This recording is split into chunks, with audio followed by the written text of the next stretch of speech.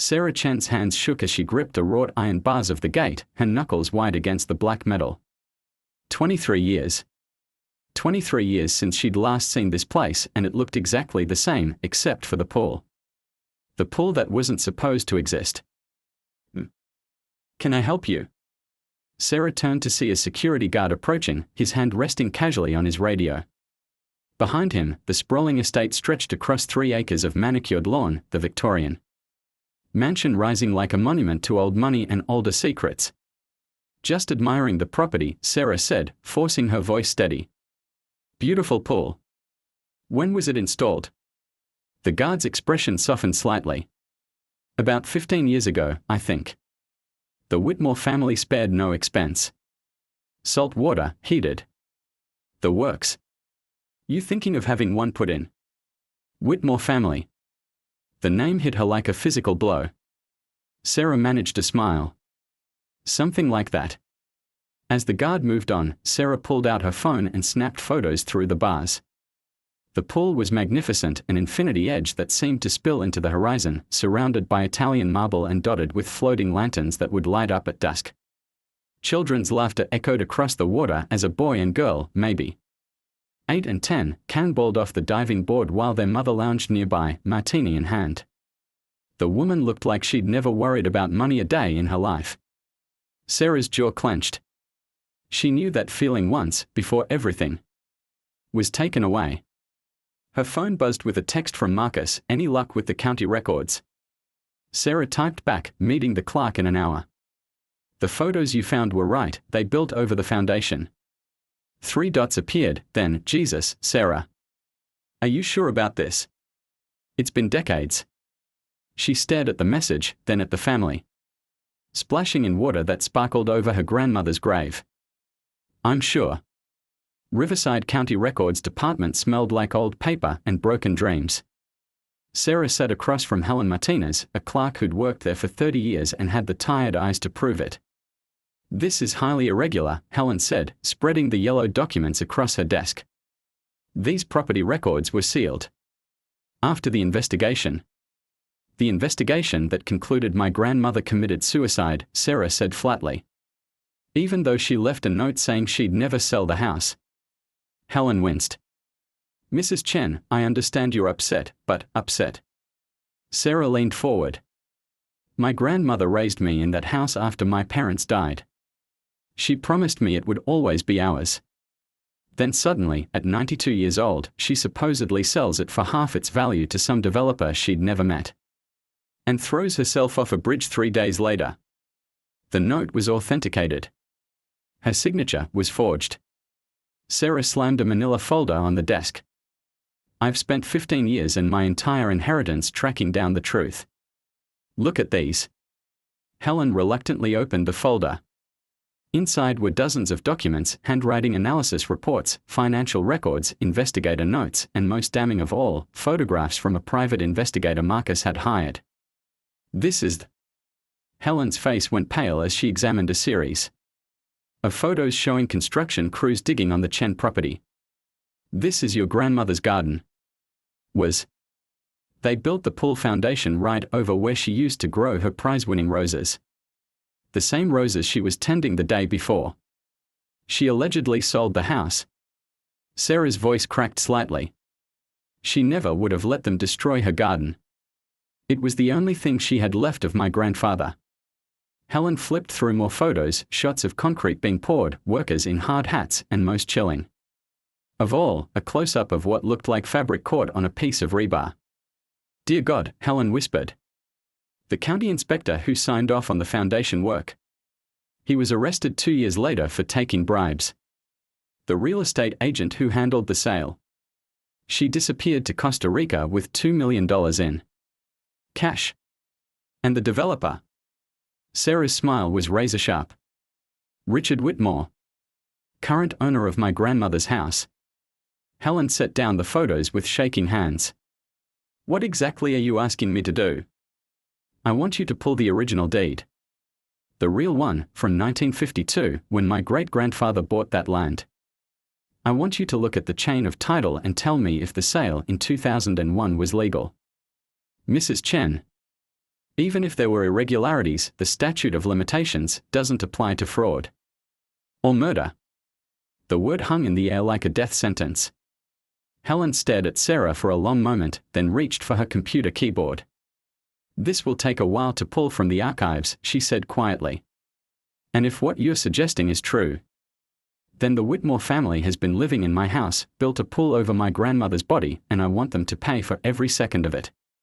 3 hours later, Sarah sat in her rental car outside the county building, staring at the photocopied deed in her hands. The original property lines were clear as day. The Chen family had owned 3.2 acres on Riverside Drive, including mineral rights and water access.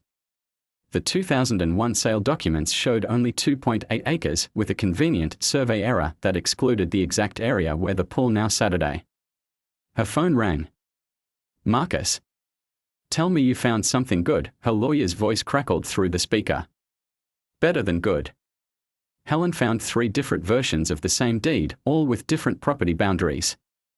Someone was very sloppy 20 years ago. Sloppy or desperate? Any word on the police reports? Sarah's grip tightened on the steering wheel. Helen's contact at RCSD is pulling them tonight. Apparently, there was more to my grandmother's death than anyone reported. The investigating officer retired suddenly right after closing the case. "Sarah." Marcus's voice carried a warning. "If you're right about this, if your grandmother was murdered and they covered it up, this isn't just about property fraud anymore. This is about taking down people who killed to steal your inheritance." "Good." The coldness in her own voice surprised her. "Because I'm done being the grieving granddaughter who accepted their lies. Tomorrow morning, I'm going to knock on Richard Whitmore's door and tell him exactly who I am." "That's not smart. If they killed once, they won't see me coming." As far as the Whitmores know, Lee Chen's granddaughter disappeared into the foster system after the suicide. They have no idea I grew up, became a lawyer, and spent 20 years planning this. Marcus was quiet for a moment. "What do you need from me?" "File the preliminary papers tomorrow. I want them served while I'm there." "And Marcus? Make sure the press knows. I want every news van in the county parked outside that house when the truth comes out." "You sure about this timing?" Sarah looked back toward Riverside Drive, where warm light glowed from the windows of the house that should have been hers. Somewhere in that house, the Whitmore family was probably sitting down to dinner, their children fresh from swimming in the pool that covered her grandmother's grave. "Tomorrow is the 23rd anniversary of her death," Sarah said. "It's time Lee Chen's ghost finally came home." The next morning dawned gray and overcast, with thick clouds that promised rain. Sarah stood at the end of the Whitmore's driveway, watching sprinklers water the lawn that used to be her grandmother's vegetable garden. The irony wasn't lost on her, they were literally washing away the last traces of the life that had been stolen. She dressed carefully for this moment. Conservative navy suit, hair pulled back, minimal makeup. She wanted to look like what she was, a lawyer with a briefcase full of trouble. The manila envelope in her hands contained copies of everything. The forged deeds, the photos, the handwriting analysis, and the preliminary injunction that would freeze all sales or transfers of the property. At exactly 9 a.m., Marcus would file the paperwork. At 9:15, the process server would arrive. But first, Sarah wanted to see Richard Whitmore's face when he realized his perfect life was built on a lie. She walked up the flagstone path she'd skipped. Down as a child, past the rose garden where her grandmother's prized blooms used to grow. The front door was mahogany with stained glass panels, expensive and ostentatious, nothing like the simple wooden door her grandmother had painted white. Every spring, Sarah rang the bell. Footsteps approached, and the door swung open to reveal a man in his late 50s, graying hair, wearing a silk robe and house slippers. Richard Whitmore looked exactly like the photos Marcus had found, successful, entitled, and completely unprepared for what was about to destroy his world. "Can I help you?" he asked, irritation already creeping into his voice. "Mr. Whitmore? My name is Sarah Chen. I believe you knew my grandmother, Lee Chen." The color drained from his face so quickly Sarah thought he might faint. His hand gripped the door frame, knuckles going white. "Oh. I don't know what you're talking about." "Really? Because according to the county records, you purchased this house from her in 2001. Though I use the term purchased loosely, since the deed you filed was forged and she was already dead when you signed it. You need to leave. Now. Whitmore started to close the door, but Sarah placed her foot in the jam. I'm not going anywhere. This is my house, Mr. Whitmore. It always has been. And in about 15 minutes, you're going to be served with papers that will prove it. Richard. A woman's voice called from inside. Who is it? Sarah smiled, recognizing the voice from her surveillance. Why don't you call your wife down here? I think she should hear this too. After all, she's been raising her children in a. The Channel 7 news van pulled into the circular driveway just as Diana Whitmore collapsed onto the marble stairs, her perfectly manicured hands covering her face. Through the stained glass windows, Sarah could see more vehicles arriving, police cars, another news van, and a black sedan that made Richard's face go even paler. That's Detective Morrison, Deputy Rodriguez said quietly to Sarah. He's been wanting to reopen the Chen case for years. Never could prove anything, but he never believed the suicide story. Sarah watched as a weathered man in his 60s emerged from the sedan, his grey hair thinning but his eyes sharp as razors. Detective Morrison had been a rookie 23 years ago, relegated to filing paperwork while his corrupt partner handled the investigation into Li Chen's death. Mrs. Chen. Morrison approached with measured steps. I've been waiting a long time to meet you. Detective. Sarah shook his offered hand. I assume you received the evidence package my attorney forwarded. Every piece. The handwriting analysis alone is enough to reopen the case, but those photographs. Morrison's jaw tightened. We are going to need to excavate that pool area. Today. Diana's head snapped up. Excavate. You can't just tear up our property based on wild accusations. Actually, we can. Morrison pulled out a folded document. This is a search warrant signed by Judge Martinez 30 minutes ago. We are going to drain that pool and examine the foundation. Richard finally spoke, his voice hoarse. I want to call my lawyer. Smart move, Morrison said. You're going to need one. Sarah, walk me through what you found. As they moved toward the pool area, Sarah noticed the Whitmore children had appeared in the kitchen window, the boy and girl she'd watched swimming yesterday, now pressing their faces to the glass with confused expressions. Their world was about to shatter, and despite everything, Sarah felt a stab of sympathy for them. The original police report said my grandmother was found in the Riverside Bridge area, Sarah began, pulling out her phone to show Morrison the photos. But the coroner's report noted peculiar injuries, broken fingernails, bruising on her wrists, and soil under her nails that didn't match the riverbank. Morrison nodded grimly. I remember thinking something was off. But Detective Kowalski was lead on the case, and he was persuasive about his conclusions. The same Detective Kowalski who retired to Florida 2 weeks after closing the case. With a very healthy pension he shouldn't have been able to afford on a cop's salary. The very same. Morrison stopped at the pool's edge, studying the perfect infinity design. We tried to investigate him years later for other cases, but he died of a heart attack before we could build anything solid. The morning sun glinted off the pool's surface, creating dancing patterns of light that would have been beautiful under different circumstances. Sarah could almost see her grandmother kneeling in her garden here, tenderly caring for roses that had taken decades to cultivate.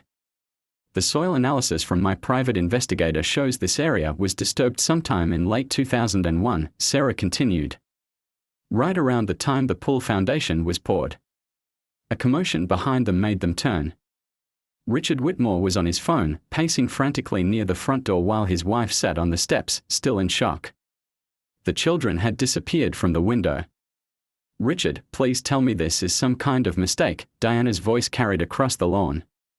Tell me you didn't. Shut up, Diana. Just shut up until the lawyer gets here. Morrison raised an eyebrow. Interesting response from an innocent man.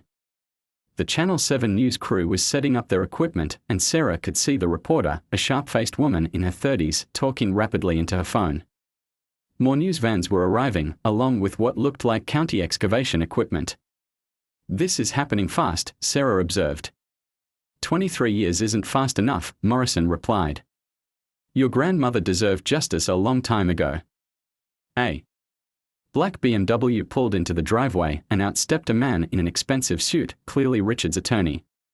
He was tall, silver-haired, and carried himself with the confidence of someone who'd made a career out of getting wealthy people out of trouble. That's Jonathan Cross, Morrison said with obvious distaste. Best defense attorney money can buy.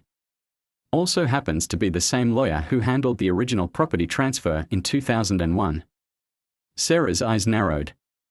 How convenient. Cross strode directly to Richard, speaking in low, urgent tones. Sarah couldn't hear the words, but she could read the body language. Cross was furious, and Richard looked like he was about to be sick. Mrs. Chen. The Channel 7 reporter approached with her cameraman. I'm Jessica Torres. Can you tell us what's happening here? Sarah looked at the camera, thinking of her grandmother's face the last time she'd seen her, tired but determined, working in her garden despite her advanced age. 23 years ago, my grandmother Li Chen owned this property. She raised me here after my parents died, and she promised me it would always be ours. 3 days after allegedly selling it for half its market value, she was found dead, supposedly a suicide. But I never believed it. What changed? Torres prompted. I grew up. I became a lawyer. And I spent 2 decades proving that my grandmother was murdered for this land. Sarah gestured toward the house. The people living here bought it with a forged deed, built their dream pool over her grave, and thought they'd gotten away with it. The camera captured everything, the excavation equipment being positioned around the pool, the sheriff's deputies establishing a perimeter, and the growing crowd of neighbors who'd come to see what was happening at the Whitmore estate. Cross finished his conversation with Richard and approached Morrison. Detective, my client is willing to cooperate fully with your investigation, but this media circus is completely inappropriate. Your client has been living in a crime scene for 20 years, Morrison cut him off. I'd say a little publicity is the least of his problems. These allegations are completely unfounded. The property was purchased legally with a forged deed, Sarah interrupted, stepping forward. Would you like to see the handwriting analysis, Mr. Cross?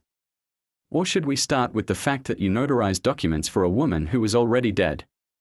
Cross's practiced composure cracked for just a moment, long enough for Sarah to see the fear in his eyes. I have no idea what you're talking about. Really? Because according to county records, you notarized my grandmother's signature on the sale documents on October 15, 2001. But the coroner's preliminary report, the one that wasn't included in the official file, shows she died on October 12. The color drained from Cross's face. Behind him, she could see Richard watching with growing panic.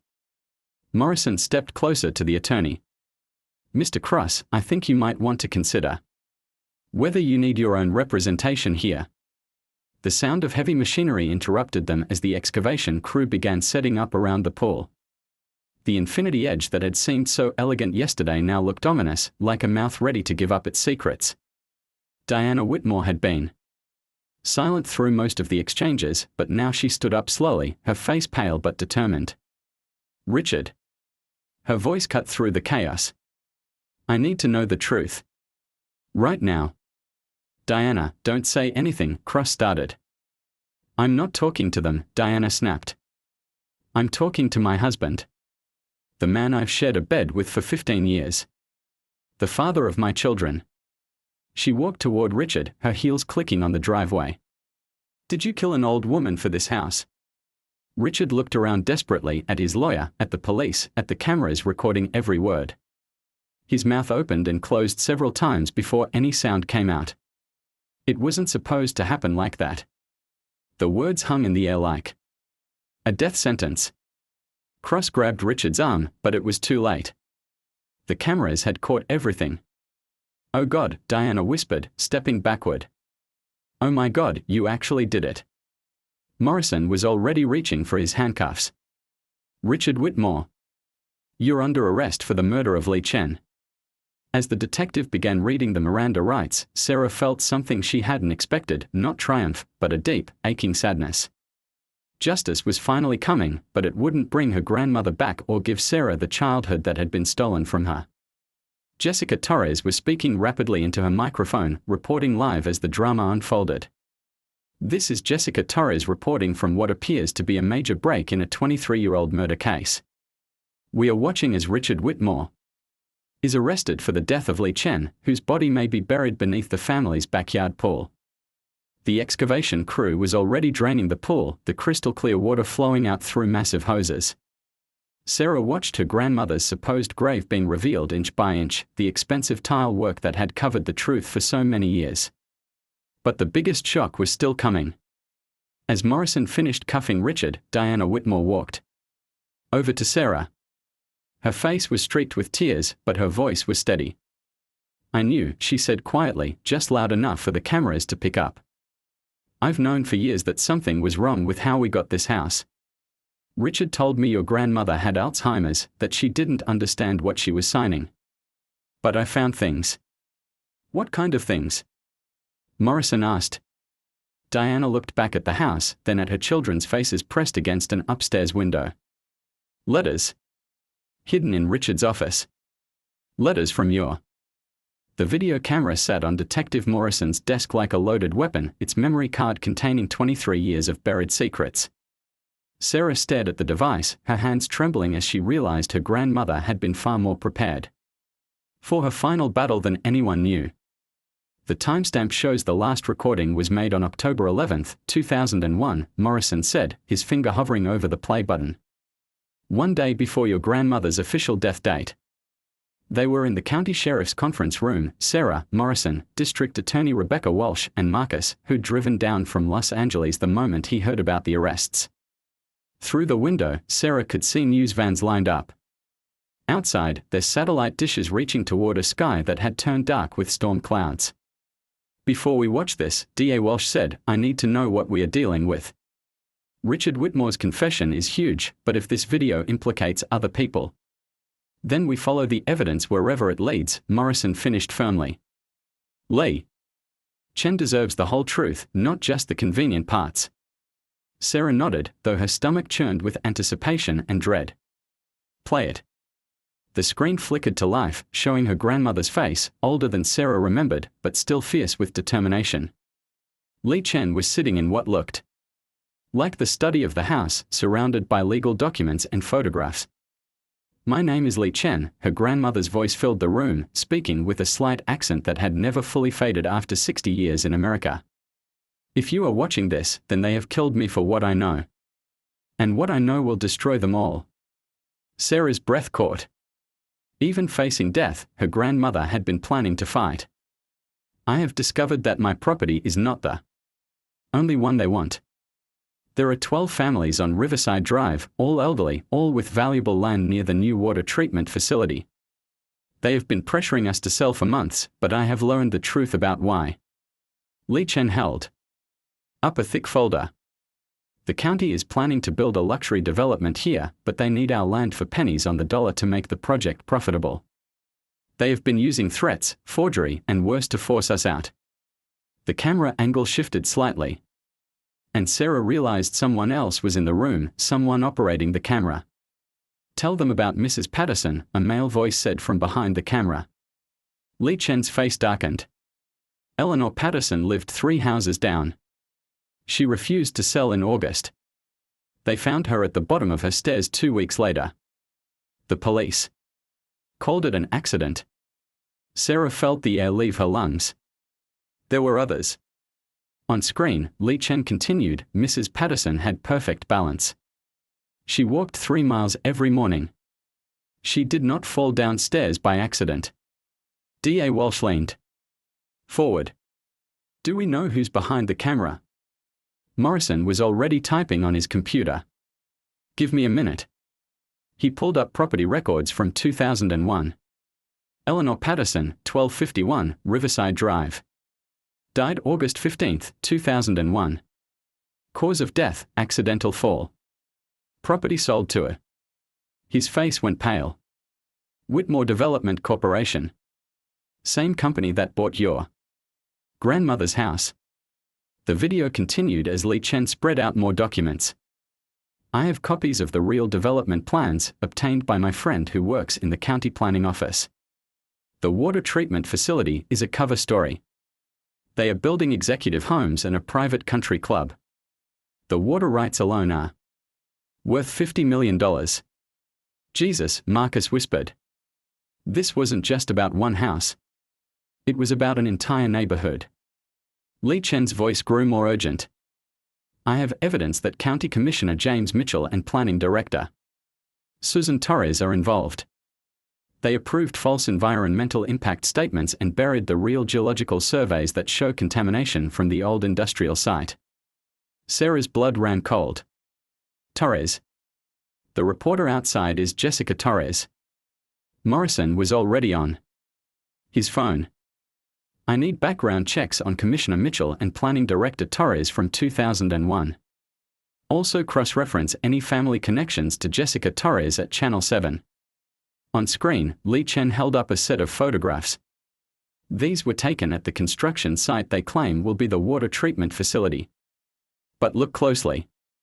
The camera zoomed in on the photos, showing construction crews installing what were clearly foundations for luxury homes, not industrial facilities. They have been lying from the beginning, Li Chen said. And they will kill anyone who threatens to expose them. The person behind the camera spoke again. Li, maybe we should go to the FBI. The local police are compromised, Li Chen finished. Detective Kowalski has been asking too many questions about my intentions regarding the property. Questions he should not know to ask unless someone told him. Morrison's phone rang. He answered, listened for a moment, then hung up with a grim expression. Jessica Torres is Susan Torres's daughter. Susan Torres died in a car accident in 2003, 2 years after your grandmother's death. The pieces were falling into place with sickening clarity. Sarah watched her grandmother on the screen, documenting evidence of a conspiracy that had claimed multiple lives. There's more, Li Chen said, pulling out a manila envelope. I have recorded conversations with Richard Whitmore. He doesn't know I was wearing a wire during our meetings. She held up a small recording device. He threatened my granddaughter. He said if I didn't sell, Sarah would have an accident at her foster home. He knew where she was placed. He had been watching her. White-hot rage flooded through Sarah. They hadn't just killed her grandmother, they'd threatened to kill her too. The camera operator's voice was shaky now. Li, we need to get this to someone safe. Tonight. Oh no. That's why I called Marcus Chen in Los Angeles. He's my granddaughter's lawyer and is agreed to hold all of this evidence. If anything happens to me, he has instructions to. The video cut off abruptly. The room fell silent except for the sound of rain beginning to patter against the windows. Sarah stared at the blank screen, processing what she'd just learned. Marcus, she said slowly, turning to her attorney. My grandmother called you in 2001. Marcus looked stricken. Oh. I never got any call from Li Chen. I didn't even know. You had a grandmother until you hired me to investigate the property fraud. Morrison leaned back in his chair. Someone intercepted that call. Or made sure it never went through. D.A. Walsh was already making notes. We need to find out who was behind that camera. And we need to track down what happened to the evidence Li Chen was planning to send. Sarah's phone buzzed with a text from an unknown number. Stop digging or you'll end up like your grandmother. She showed the message to Morrison, who immediately began tracing the number. But Sarah's attention was caught by something else. Through the conference room window, she could see Jessica Torres arguing with her camera crew in the parking lot. The reporter looked agitated, gesturing wildly as she spoke into her phone. I think we need to bring Jessica Torres in for questioning, Sarah said. On what grounds? D.A. Walsh asked. She's been asking very specific questions about the case. Questions that suggest she knows more than she's reporting. Sarah pulled up the news footage on her phone. Look at this interview from this morning. She asked me about other properties and whether I'd found additional evidence. How would she know to ask about other properties unless someone told her? Morrison was nodding. And her mother was the planning director who helped cover up the real development plans. The conference room door burst open and Deputy Rodriguez rushed in. "Detective, we've got a problem. Richard Whitmore is dead." The words hit the room like a bomb. Sarah felt the world tilt sideways. "What do you mean dead?" Morrison demanded. "Apparent suicide in his cell. Hung himself with his shirt about 20 minutes ago." Rodriguez was breathing hard. "But here's the thing, he left a note. A confession. Full details about the conspiracy, naming names." DA Walsh grabbed the note from Rodriguez's hands, scanning it quickly. Her face went ashen. According to this, there were 7 murders between 2001 and 2003. And the conspiracy went all the way up to the mayor's office. She looked up at Sarah. "Your grandmother wasn't just documenting property fraud. She'd uncovered the biggest municipal corruption case in county history." Morrison's phone rang again. He answered, spoke briefly, then hung up with a troubled expression. That was the medical examiner. Richard Whitmore didn't commit suicide. Someone strangled him and staged it to look like a hanging. The room went dead silent as the implications sank in. Someone had killed Richard Whitmore to keep him from talking. Someone with access to the county jail. Someone who was still very much alive and very desperate to keep Lee Chen's evidence buried.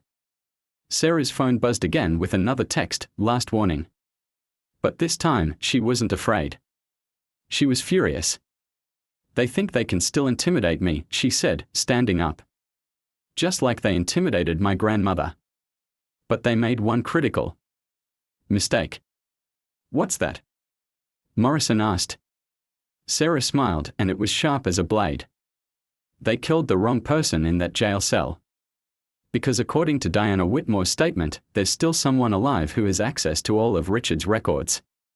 Someone who's been helping cover this up for 23 years. She pulled out her phone and dialed a number. "Mr. Cross. This is Sarah Chen. I think it's time we had a private conversation about your client list. Because I'm betting Richard Whitmore wasn't the only PE. The abandoned warehouse on the outskirts of Riverside County looked like countless others: corrugated metal siding, broken windows, and weeds growing through cracked asphalt. But according to the GPS coordinates Sarah had found in her grandmother's hidden notes, this was where Lee Chen had planned to meet her mysterious ally on the night she died. Sarah sat in her rental car, engine running, as rain drummed against the windshield. Morrison and backup were 10 minutes out, but she couldn't wait.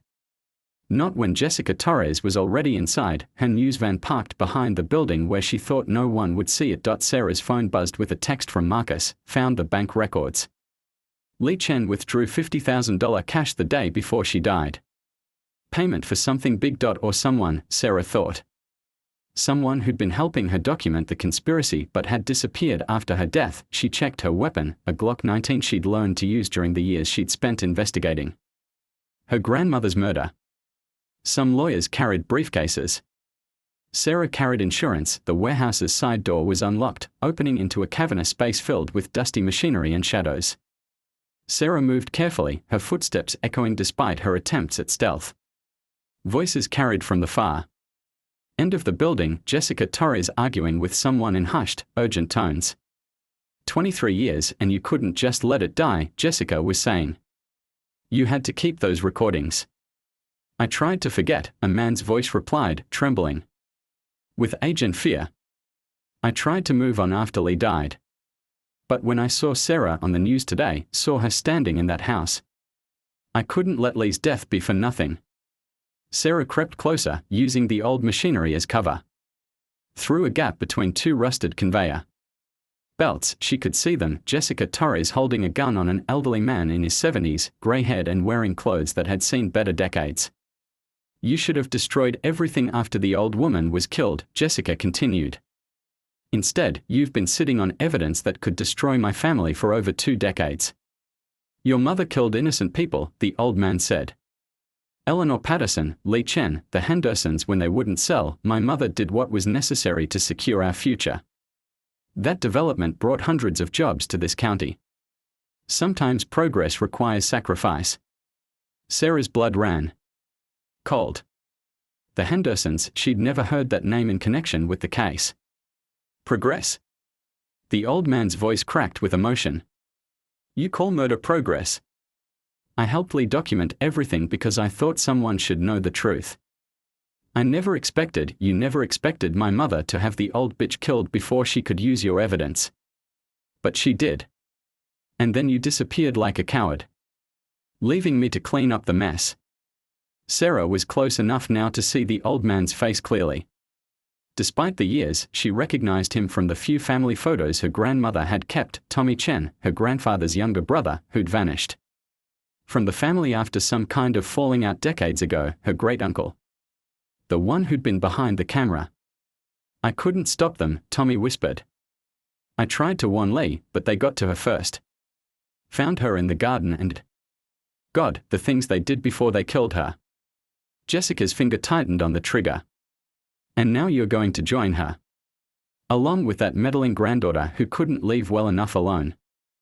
I don't think so. Sarah stepped out from behind the machinery, her own weapon trained on Jessica. Drop the gun. Now. Jessica spun around, eyes wide with surprise, but she kept her weapon pointed at Tommy. Sarah Chen. I was wondering when you'd show up. Let him go, Jessica. This is between you and me. Is it? Because from where I'm standing, it looks like your entire family has been nothing but trouble for mine. Jessica's voice was cold, professional, the same tone she'd used for news reports. Do you have any idea what you've cost us? The development your grandmother tried to stop was worth $100 million. My inheritance. Sarah kept her gun steady. Your inheritance was built on murder. Every fortune is built on someone's blood. At least we were honest about it. Movement in her peripheral vision made Sarah glance toward Tommy. Her great-uncle was slowly reaching into his jacket, pulling out what looked like an old cassette recorder. This is what Lee died for, Tommy said, his voice stronger now. Recordings. Of every meeting, every threat, every plan. 23 years I've been waiting for the right moment to release them. Jessica's face went white. That's impossible. We destroyed all of Lee's evidence. You destroyed what you found in her house, Tommy corrected. But Lee was smarter than you thought. She gave me copies of everything a week before she died. Insurance, she called it. Sarah felt a surge of pride in her grandmother's cunning. Even facing death, Lee Chen had been 3 steps ahead of her killers. The recordings include conversations with your mother, Commissioner Mitchell, and some very interesting phone calls to Detective Kowalski about how to stage Lee's suicide, Tommy continued. Everything needed to put the whole conspiracy in prison. Then, why didn't you come forward 23 years ago? Sarah demanded. Tommy's face crumpled with shame. Because I was a coward. They threatened my daughter, your cousin Amy. Said they'd kill her if I ever surfaced. So I disappeared, changed my name, moved to Oregon. I've been living with the guilt ever since. How touching, Jessica sneered. A family reunion in her abandoned warehouse. How very dramatic. Sarah heard car doors slamming outside. Morrison and backup had arrived. But Jessica heard them too, and her expression hardened with desperate calculation. Here's what's going to happen, Jessica said, repositioning herself so she could cover both Sarah and Tommy. You're both going to drop your weapons and walk toward the back of the building. We are going to have a little accident involving a gas leak and some very unfortunate electrical wiring. The police are already here, Sarah said. It's over. No. It's not. Because even if you've exposed the conspiracy, there are still people alive who will pay millions to make sure those recordings never see daylight. People with more to lose than just money. Like who? Jessica smiled, and it was genuinely terrifying. Like the current governor of California, who was mayor during the development project. Like the federal judge who helped cover up the environmental violations. Like the FBI agent who made sure the investigation never reached Washington. The scope of the conspiracy was staggering. Sarah's grandmother hadn't just uncovered local corruption, she'd stumbled onto a network that reached the highest levels of state and federal government. You killed Richard to keep him quiet, Sarah realized. Richard was weak. He would have talked eventually. But there are others who understand that some secrets are worth killing for, no matter how much time has passed. Through the warehouses. Broken windows, Sarah could see flashlight beams approaching. Morrison's voice called out, "Sarah! We are coming in." Jessica's eyes darted toward the windows, then back to Sarah and Tommy. "Last chance. Drop your weapons or I start shooting." But Tommy was already moving, diving behind a pile of old machinery as he activated the cassette recorder. Lee Chen's voice suddenly filled the warehouse, crystal clear despite the decades. "Commissioner Mitchell, this is Lee Chen. I know about the Henderson murders and I know about the contaminated water reports you've been hiding. Unless you stop this development, I'm going to the FBI." Jessica's face went ashen as more voices emerged from the recording. Her mother, Commissioner Mitchell, even what sounded like a younger version of the current governor discussing permanent solutions to the elderly problem on Riverside Drive. "Turn it off!" Jessica screamed, swinging her gun toward Tommy. Sarah fired. The shot echoed through the warehouse as Jessica Torres dropped to the concrete floor, clutching her shoulder. Her weapon skidded away across the oil-stained ground. Morrison and his team burst through the door, weapons drawn, just as Lee Chen's voice delivered the final bombshell from beyond the grave. "If anything happens to me, the person responsible is sitting in the governor's mansion, and his name is David Castellanos." The warehouse fell silent except for Jessica's groans and the sound of rain on the metal roof. Sarah stared at the recorder in Tommy's hands, realizing that her grandmother's death had been ordered by someone who now held the highest office in the state. Morrison knelt beside Jessica, applying pressure to her wound while reading her rights. "Jessica Torres, you're under arrest for conspiracy to commit murder, accessory to murder, and attempted murder. She's going to need federal protection," Sarah said quietly. "If this recording is accurate, there are people who will kill her. To keep her quiet." "Already arranged," Morrison replied. DA Walsh called in the FBI an hour ago. "This is way beyond county jurisdiction now." Tommy approached Sarah slowly, the recorder still in his trembling hands. "I'm sorry, Sarah. I'm sorry I waited so long. I'm sorry I let you think Lee died alone." Sarah looked at her great-uncle, the man who'd helped her grandmother fight for justice, who'd disappeared to protect his family, who'd carried the weight of this secret for 23 years. "You're here now," she said. "That's what matters." But even as she spoke, Sarah knew the real fight was just beginning. They'd exposed a conspiracy that reached from a small county in California to the governor's mansion. They had evidence that could bring down dozens of powerful people, and those people would do anything to St.